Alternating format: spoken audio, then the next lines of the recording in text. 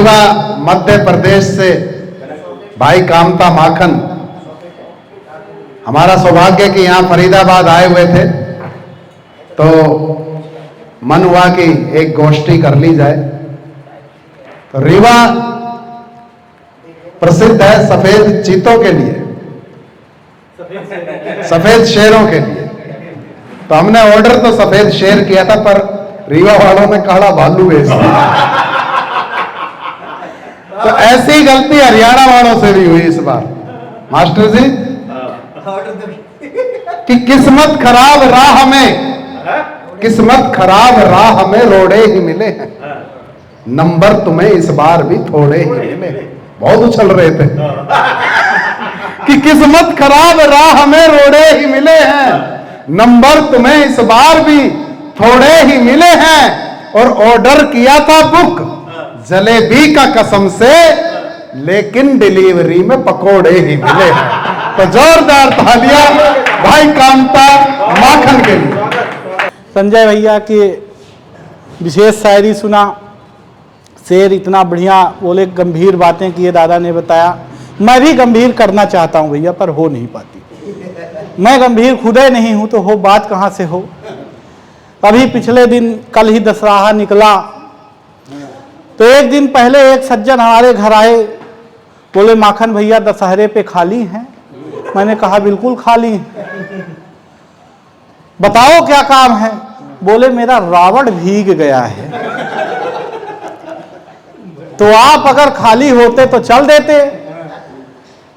तो उनके साथ एक साथी और आया था, तो उन्होंने पूछा कि काहे के लिए ले चल रहे हो। बोले जलाने के लिए। तो बगल वाला बोला ये तो पहले से जले हैं, इनको क्या जलाओगे। तो मेरा सम्मान तो पहले से ही बहुत ज्यादा है। एक सज्जन सुबह सुबह घर आए, दरवाजा खटखटाए, मैं दरवाजा खोलते हुए बोला फरमाइए। वो मेरे हाथ में चना दे करके बोले पहले खाइए।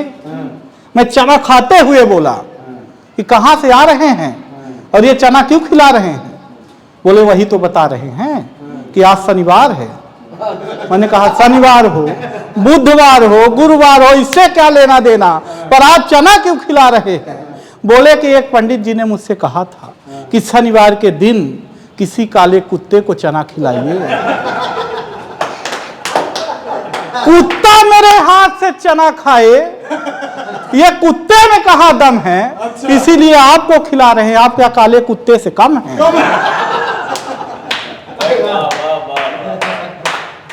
तो मेरे साथ तो बहुत घटनाएं होती रहती हैं। अभी बता रहे थे आदरणीय मनोज दादा कि वो करवा चौथ और कुलदीप भाई भी करवा चौथ, तो ये ऐसे ही मेरे साथ एक घटना घटी। करवा चौथ के दिन दादा शाम 5 बजे मेरे पास एक फोन आया। बोले माखन भाई आज मैं एक दलदल पे धंस गया हूं, तेरे भाभी के चक्कर पे घर में भी फंस गया हूं। सुबह से बोल रही है न कुछ खाई हूं न तुझको खाने दूंगी, तुझको आज मैं ऑफिस भी न जाने दूंगी। मुझे पता चला है तू और कहीं फंसा है और तेरे लिए उस कलमुही ने भी व्रत रखा है। मतलब सामने वाली कितनी भी खूबसूरत औरत हो पर घर वाली कलमुहीन कहेगी कि तेरे लिए उस कलमुही ने भी व्रत रखा है। सुबह से मुझको डरा रही है, करवा चौथ का व्रत खुद है, तपस्या मुझसे करवा रही है, रिमोट लिए सिर्फ टीवी पर सीरियल दिखा रही है। इस तरह से व्रत करना क्या भाई सच्चा है। अरे मर जाऊं नहीं, तेरे जैसा कवारा ही अच्छा। इसी सम्मान में एक क्षण निवेदन करता हूं कि मैं अपने शहर, जहां से एसदीप भैया ने बताया कि ये सफेद शेरों की धरती से काला भालू आ गया है, तो वहीं अपने शहर चौराहे से मैं अपनी सखी के साथ गुजर रहा था। सखी तो ऐसे कह रहे हैं जैसे ना रही हो। मैं अपने सखी के साथ गुजर रहा था, तो पीछे से एक लड़के ने कमेंट किया कि देखो देखो आलिया जैसी लड़की है पर कालिया के साथ।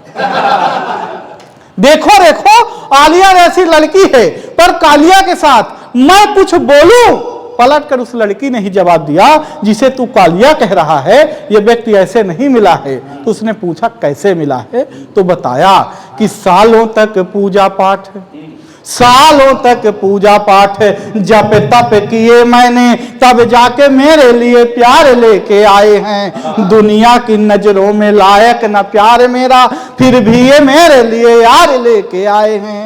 बहार लेके आए हैं, फुहार लेके आए हैं, फुहार लेके आए हैं, बहार लेके आए हैं। मेरे लिए हीरो वाला हार लेके आए हैं। और मेरे इस तप का तो यही परिणाम मिला, शनिदेव स्वयं अवतार लेके आए।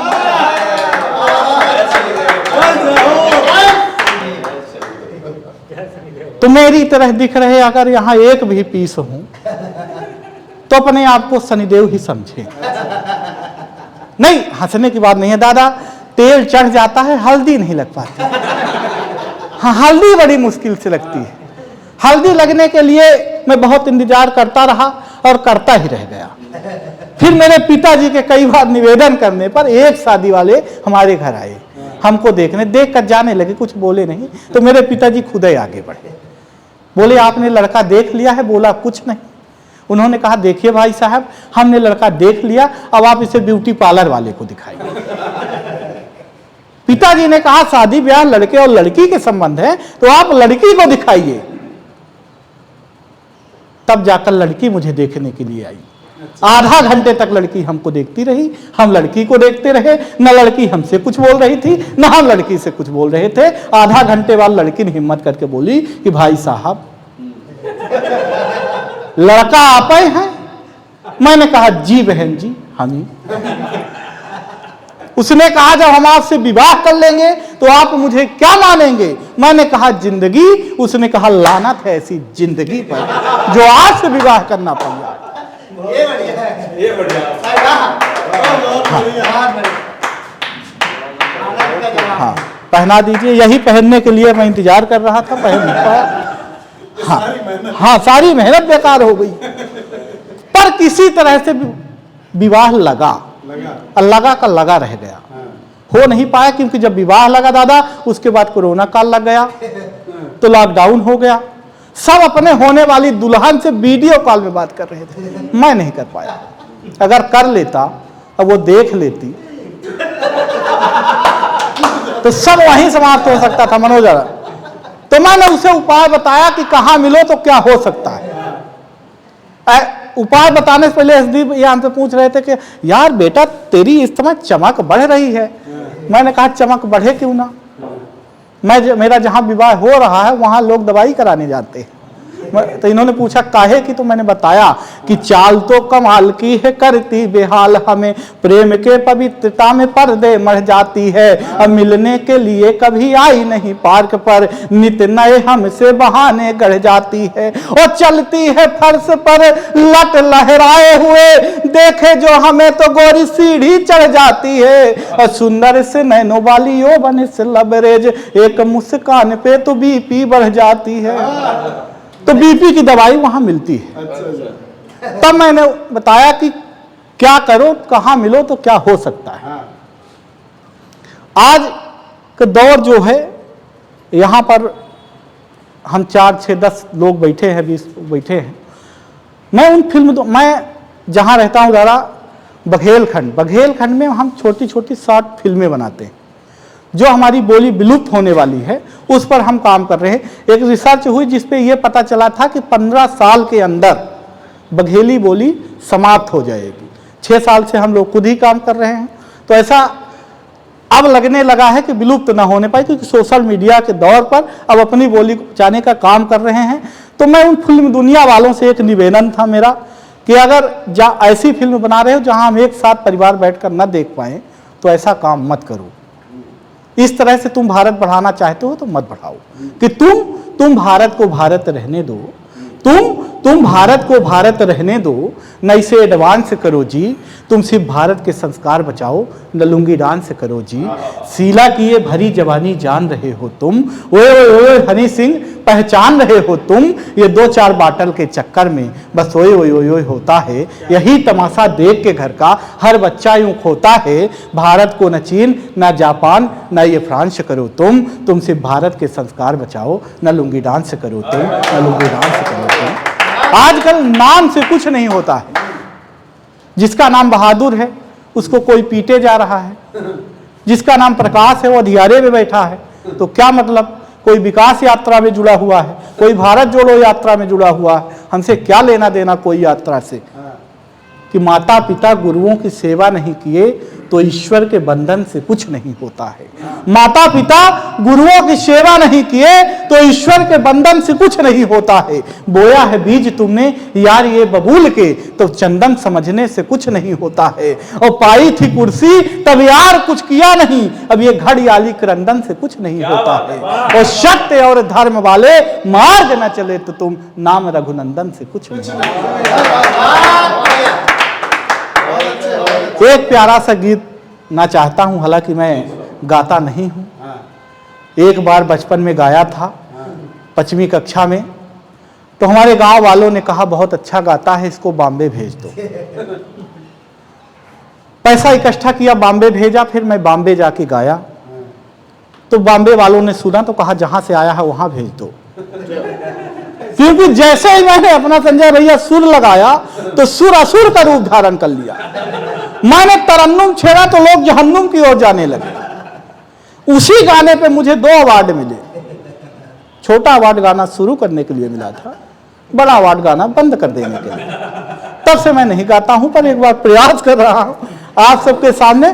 भाव पर जाइएगा, शब्दों ध्यान दीजिएगा कि अगर जिस तरह से दुनिया बदल रही है, रील का जमाना है, जिसे देखो बाबाओं से लेकर के महापुरुषों तक, यहां तक मैं मास्टर को भी कहना नहीं चाहता, देवेंद्र भैया बैठे, वो भी आजकल बोर्ड पे लिखने लगे हैं, 2-3 रील बनाएंगे। बच्चों को समझाते कम है, रील पे ज्यादा ध्यान है। तो जब कर रहे हैं, नहीं मैंने देखा। हाँ, तो दौर क्या है, इतना बिगड़ गया है तो अब कोई शस्त्र काम करेगा नहीं। तो मेरा मानना यह है कि सीधे ब्रह्मास्त्र चला दो कि बिगड़ रही है दुनिया अभी, सुधार लो भगवन। बिगड़ रही है दुनिया अभी, सुधार लो भगवन। है रील का जमाना अब तार लो भगवन। किरदार मिला जिन्हें राजा का, वह स्वयं मदारी बन बैठे। और जिन्हें पुरुष बनाकर भेजा था, वह भी नारी बन बैठे। तो इनको भी जीवन जीने का कुछ सार दो भगवन।